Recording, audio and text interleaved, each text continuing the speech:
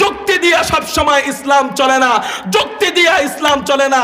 যুক্তি দিয়ে আগায় যেতে চেয়েছিল ইবলিস, আল্লাহ এমন নামায় দিছে যে ইবলিসের নাম কিয়ামতের আগ পর্যন্ত কেউ রাখবে না। যুক্তি দিয়ে চলতে চেয়েছে আবু জাহেল, যুক্তি দিয়ে চলতে চেয়েছে উতবা, যুক্তি দিয়ে চলতে চেয়েছে শাইবা, যুক্তি দিয়ে চলতে চাইছে আবু লাহাব। আল্লাহ ওদেরকে কুকুর শুয়োরের মতো মেরেছে। আজকে যারা উলামায়ে কেরামদের সাথে বেয়াদবি করো, তোমাদের মরণ কুকুর এবং শুয়োরের মতো হবে। তোমাদের নামও কিয়ামতের আগ পর্যন্ত ঘৃণার চোটে কেউ মুখে নেবে না। আরিফ বিন হাবিব সাহেবকে আল্লাহ পাক রব্বুল আলামিন এমন এক যোগ্যতা দিয়ে দিয়েছে, যে যোগ্যতার বদৌলতে ছোট পিচ্চি বাচ্চারা থেকে নিয়ে বুড়া পর্যন্ত তার বয়ানের হাদিসগুলা শুনে আর হাদিসের ব্যাপারে আশ্চর্য হয় এবং হাদিসের স্বাদ তাদের দিলের ভিতরে ঢুকতে থাকে। হাদিস বলার ভিতরে এবং শোনার ভিতরে যে এত স্বাদ, উনার বয়ান না শুনলে অনেক যুবকরা বুঝতোই না। ঠিক না বা ঠিক? এমন একটা ব্যক্তিকে রেফারেন্স ভিত্তিক কথা যিনি বলে, প্রত্যেকটা কথা আমি এমন, আমার আম্মাকে আমি এমনও বলি, আম্মু যেন মনে হয়, আসলে বাস্তব না কিন্তু এই কথাটা যেন মনে হয়, উনি বয়ানে হাঁচি দিলেও যেন মনে হয় দলিল দিতেছে, উনি বয়ানে হাদিস দিলেও যেন মনে হয়, হাঁচি দিলেও যেন মনে হয় এই হাঁচির ব্যাপারে কোনো দলিল আনতেছে এবং ওই দলিলের সংখ্যা বলে দিছে। এমন একটা মানুষ উনি, একটা কথা টু শব্দ উনি দলিল ছাড়া এবং ওই ইবারত ছাড়া এবং হাদিসের সংখ্যা ছাড়া উনি সামনে যান না। সেখানে উনার ভুল ধরে কে? এক দাড়ি চাচা বেনামাজি মুনাফিক। উলামায়ে কেরাম হাদিসের রেফারেন্স সহ জান্নাত এবং জাহান্নাম নিয়ে বয়ান করে, তখন কিছু কিছু পৈতা মানুষ, নামধারী নেতা, নামধারী পৈতা, নামধারী মুসলমান, এরা আলেমদের বয়ানের মধ্যে বাধা সৃষ্টি করে যে জাহান্নামে আল্লাহ পাক রব্বুল আলামিন নবীজিকে মেরাজে শাস্তি দেখাইছেন, তো মানুষ তো এখনো কিয়ামত কায়েমই হয় নাই, মানুষ তো জাহান্নামে যায়ই নাই, তো জাহান্নামে শাস্তি দেখাইলেন কেমনে? এ নিয়ে অনেকে আপত্তি তোলে। ঠিক না বে ঠিক? এই আপত্তি তুইলা নিজেকে মুমিন বুঝায়, নিজেকে বড় জ্ঞানী বুঝায়, নিজেকে বড় আলেম বুঝায়, কিন্তু ও টের পায় নাই যে ওর কথা নাস্তিকদের কথা মিলে গিয়েছে। ও টের পায় নাই মুফতি আরিফ বিন হাবিব সাহেবের ভুল ধরতে যায় ওই ছাগলের টের পায় নাই যে ও নাস্তিকদের কাতারে চলে গিয়েছে। ও তো বুঝাইতেছে মাইক হাতে নিয়ে আমরা সত্য বলতে আসছি, আমরা সত্য বলি। ও তো মাইক হাতে নিয়ে বুঝাইতেছে আমি অনেক বড় আলেম, আমি সব জানতাম। ব্যাঙ যখন গর্তের থেকে ওই বৃষ্টি আসলে পানি জমে একটু বড় জায়গায়, ওই গর্তের থেকে যখন একটু বড় জায়গায় ব্যাঙকে ছেড়ে দেওয়া হয়, ব্যাঙ মনে করে আমার জন্য এটাই মনে হয় সাগর, ওই ব্যাঙ লাফানো শুরু করে দেয়। ঠিক না ভাই ঠিক? কিন্তু ব্যাঙের কাছে তো সাগরের খবর নাই, আদার ব্যাপারী জাহাজের খবর কি রাখবে? ঠিক না ভাই ঠিক? ওই ব্যাঙের সমালোচনায় সূর্যের কোনোই ক্ষতি হবে, ব্যঙ্গের সমালোচনায় সূর্যের কোনো ক্ষতি হবে না। ওদের সাধারণ এতটুকু জ্ঞান নাই যে আল্লাহ নবীজিকে যে মেরাজের রজনীতে আল্লাহ পাকের কাছে নিয়ে গিয়েছেন, আল্লাহ নমুনা স্বরূপ বহুত কিছুই দেখাতে সক্ষম। আল্লাহ যদি দেখাতে সক্ষম নাই হন, তাহলে আল্লাহ কেন সৃষ্টিকর্তা হইলেন?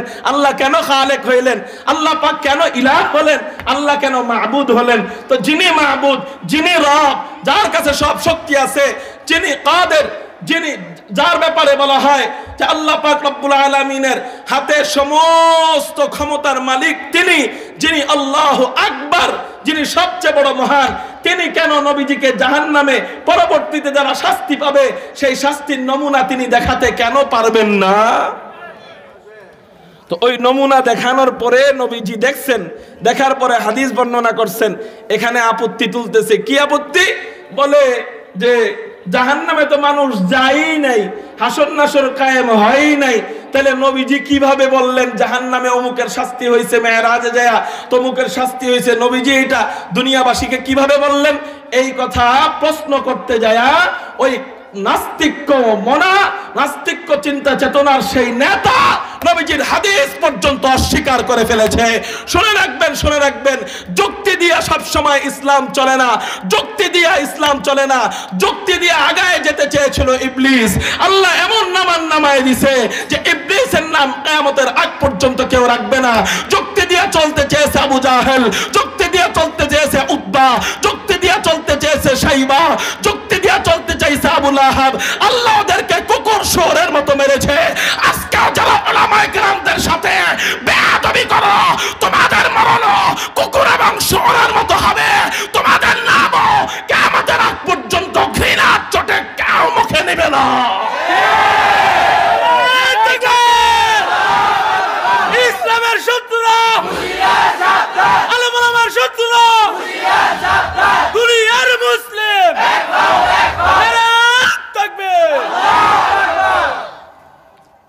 যারা আলেমদের সাথে বেয়াদবি করেছে, আল্লাহ এবং তার রাসূলদের সাথে বেয়াদবি করেছে, ওরা ধ্বংস হয়েছে, ওদের ধ্বংস একদিন হয়েছে, এবং যারা করতেছে ওদের ধ্বংস একদিন হবে ইনশাআল্লাহ।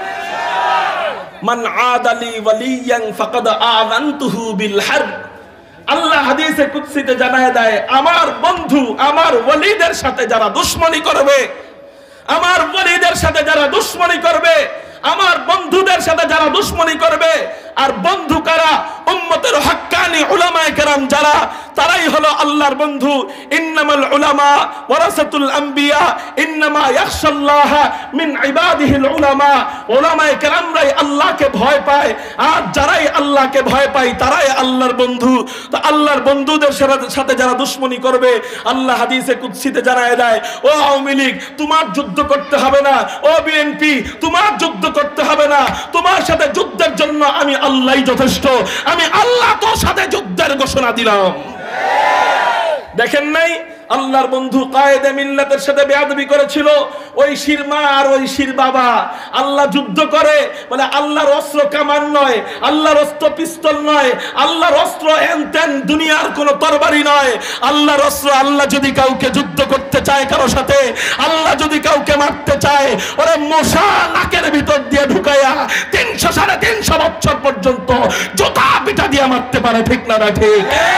আল্লাহ যদি কারো সাথে যুদ্ধ করতে চায়, বুশের সাথে আল্লাহ যুদ্ধ করতে চাইছে, সাধারণ সাংবাদিকের জুতার বাড়ি খেয়ে আল্লাহরে মসনদ থেকে নামাইছে।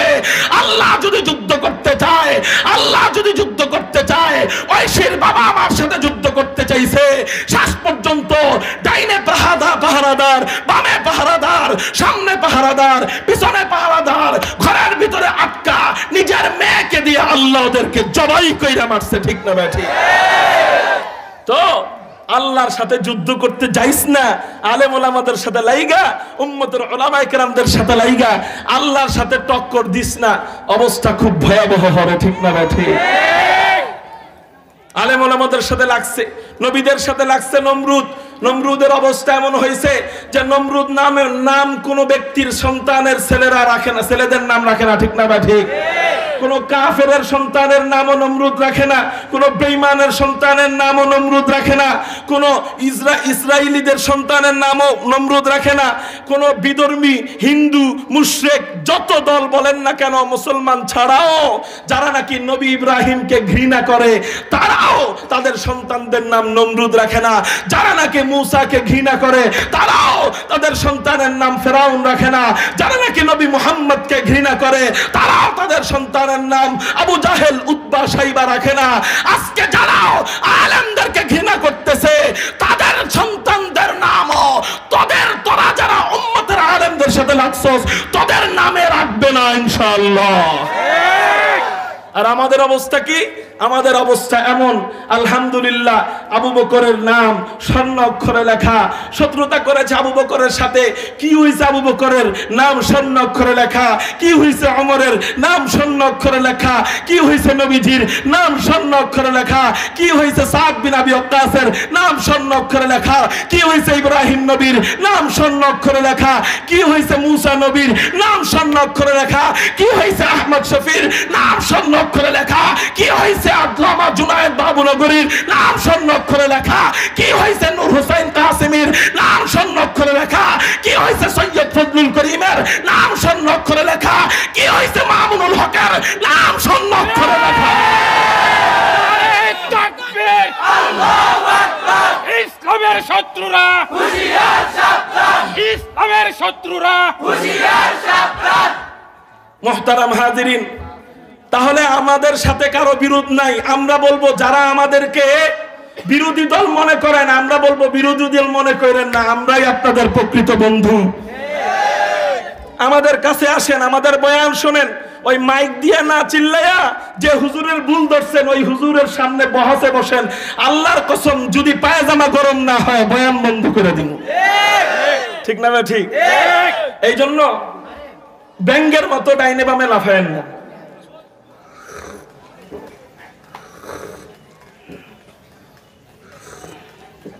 আল্লাহ বুঝবার তৌফিক দান করুক বলি আমিন। মুহতারাম হাজিরিন, আসলে কাউকে পাম দেওয়ার যোগ্যতাও আমার নাই, এবং কারো কোনো ব্যক্তির প্রশংসা করার যোগ্যতাও আমার নাই। কারণ প্রশংসার জন্য যে সমস্ত শব্দ চয়নের দরকার এগুলো আমার জানা নেই। কিন্তু আমি বলবো মুফতি আরিফ বিন হাবিব বর্তমান জামানার জন্য বিশাল বড় আল্লাহ পাকের পক্ষ থেকে এক নিয়ামত। বর্তমান জামানার জন্য মুফতি আরিফ বিন হাবিব সাহেব বুড়াও তার ওয়াজ শুনে, গুড়াও তার ওয়াজ শুনে। আরে হাদিসের ভিতরে যে এত মজা, অন্যান্য বক্তারা হাদিস বলতো কিন্তু তাদের ওয়াজ এত মজা নিয়ে কোনো সাধারণ পাবলিক শুনছে কিনা আমার জানা নাই। আলেমরা শুনছে, কিন্তু সাধারণ পাবলিক যারা, আম জনতার মানুষ যারা, এরা কোনো ব্যক্তি যদি শুধু হাদিস বর্ণনা করতে থাকতো, এত মজা নিয়ে কোনো ব্যক্তির বয়ান পাবলিকরা শুনছে কিনা আমার জানা নাই। কিন্তু মুফতি আরিফ বিন হাবিব সাহেবকে আল্লাহ পাক রব্বুল আলামিন এমন এক যোগ্যতা দিয়ে দিয়েছে, যে যোগ্যতার বদৌলতে ছোট পিচ্চি বাচ্চারা থেকে নিয়ে বুড়া পর্যন্ত তার বয়ানের হাদিসগুলা শুনে আর হাদিসের ব্যাপারে আশ্চর্য হয়, এবং হাদিসের স্বাদ তাদের দিলের ভিতরে ঢুকতে থাকে। হাদিস বলার ভিতরে এবং শোনার ভিতরে যে এত স্বাদ, উনার বয়ান না শুনলে অনেক যুবকরা বুঝতোই না। ঠিক না? ঠিক। এমন একটা ব্যক্তিকে রেফারেন্স ভিত্তিক কথা যিনি বলে, প্রত্যেকটা কথা আমি এমন, আমার আম্মাকে আমি এমনও বলি, আম্মু যেন মনে হয়, আসলে বাস্তব না কিন্তু এই কথাটা যেন মনে হয়, উনি বয়ানে হাঁচি দিলেও যেন মনে হয় দলিল দিতেছে, উনি বয়ানে হাদিস দিলেও যেন মনে হয়, হাঁচি দিলেও যেন মনে হয় এই হাঁচির ব্যাপারে কোনো দলিল আনতেছে এবং ওই দলিলের সংখ্যা বলে দিছে। এমন একটা মানুষ উনি, একটা কথা টু শব্দ উনি দলিল ছাড়া এবং ওই ইবারত ছাড়া এবং হাদিসের সংখ্যা ছাড়া উনি সামনে যান না। সেখানে উনার ভুল ধরে কে? এক দাড়ি চাচা বেনামাজি মুনাফিক। এটাই কিয়ামতের আলামত। এটা কিসের আলামত? কিয়ামতের আলামত। আল্লাহ মুফতি আরিফ বিন হাবিব ভাইকে শত্রুর কবল থেকে সর্বদা হেফাজত করুক, তার রহমতের চাদরে সবসময় পেঁচায় রাখুক। এতদিন তার পিছনে লাগে নাই, এখন লাগলো কেন? বলে আল্লাহ তার মঙ্গল চাইছেন, আল্লাহ তার মঙ্গল চাইছেন, এখন লাগছে, সমস্যা নাই, ধৈরা তোমরা নিচে টানাইবা, টান দিবা, আল্লাহ উপরে নিয়ে যাবে, তো তার কোনোই কিচ্ছু হবে না ইনশাআল্লাহ। যাই হোক, কোন কথার থেকে এই কথায় আসলাম, যে জান্নাত জাহান্নাম সম্পর্কে আমাদের না জানার কারণে আমরা ওই সমস্ত আপত্তি করি যে জাহান্নাম কি এখনো তৈরি হইছে নি, জাহান্নামের আযাব কি শুরু হইছে নি, তাহলে নবীজি মেরাজে যায় দেখলো কেমনে? আসলেও তো কথাটা ঠিক, কিন্তু আমাদের এই বিষয়টা, এর সমাধানটা, এর ব্যাখ্যাটা জানতে হবে কাদের থেকে? যারা জানে তাদের থেকে জানতে হবে। তুই জানোস না তো তুই চিল্লাস কে? যারা জানে তাদের থেকে জানতে হবে, জানো আলেমদের থেকে। হ্যাঁ, এখনো হাসর নাসর হয় নাই, এখনো আল্লাহ জাহান্নামে কোনো ব্যক্তিকে ফালান নাই, তোর কথা ঠিক, কিন্তু আল্লাহ পাক রব্বুল আলামিন নবীজিকে নিয়া জাহান্নামে যে পরবর্তীতে মানুষদেরকে শাস্তি দিবে, এই শাস্তির নমুনাগুলা আমরা যদি মোবাইলে ভিডিও আকারে দেখতে পারি, আল্লাহ জাহান্নামকে নবীজির সামনে কেন দেখাইতে পারবেন না? নমুনা কেন দেখাইতে পারবেন না? এই নমুনাগুলা আল্লাহ পাক রব্বুল আলামিন জাহান্নাম থেকে দেখাইছেন। এটাকে আল্লাহ পাকের সক্ষম না? আল্লাহ করতে সক্ষম না? এটা আপনি ঘুমাইতেছেন, ঘুমের মধ্যে স্বপ্নে দেখতেছেন জাহান্নামে শাস্তি দিতেছে, এন হইতেছে, তেন হইতেছে, কথার কথা, এটাও স্বপ্নে কে দেখায়? দেখাইতে সক্ষম না? আল্লাহ এটাও যদি সক্ষম হয়, আল্লাহ মিরাজেও দেখাতে সক্ষম হবে। আল্লাহ পারে, আল্লাহ পারে না এমন কিছু নাই। তো যাই হোক, আজকে আমরা আমাদের বাড়ি জান্নাত সম্পর্কে জানবো। মুহতারাম হাজিরিন, আমি একটা আয়াতে কারিমা আপনাদের সামনে তেলাওয়াত করেছি। আল্লাহ পাক রব্বুল আলামিন বলেন, ইন্নাল্লাযীনা আমানু ওয়া আমিলুস সালিহাতি কানাত লাহুম জান্নাতুল ফিরদাউসি নুজুলা। দুইটি কাজ যারা করবে, আমি আল্লাহ 8টা জান্নাত তৈরি করেছি।